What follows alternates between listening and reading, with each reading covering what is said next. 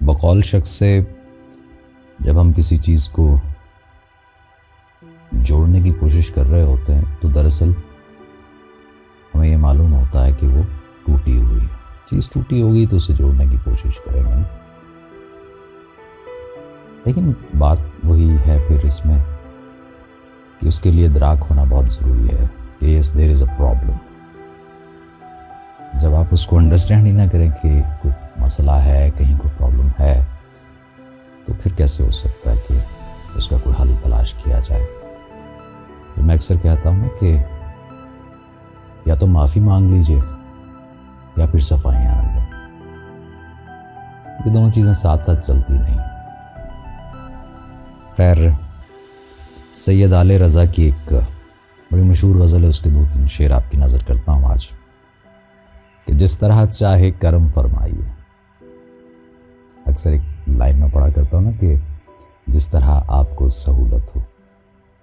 तो खैर यही है कि जिस तरह चाहे करम फरमाइए, दिल में रहिए, दर्द बनते जाइए।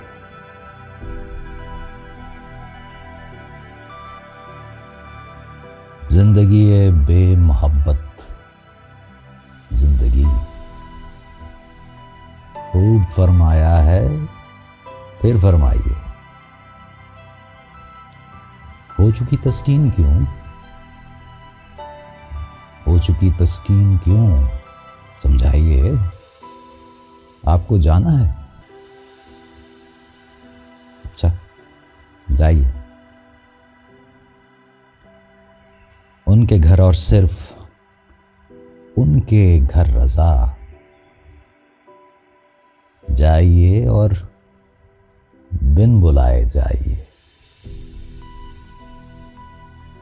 या तो इतना कॉन्फिडेंस हो आप में, ओवर कॉन्फिडेंस की बात नहीं कर रहा हूँ, कॉन्फिडेंस हो तो फिर तो बात, या फिर मान लीजिए, गलती को तस्लीम कर लीजिए और सफाइयाँ देने की ज़रूरत नहीं।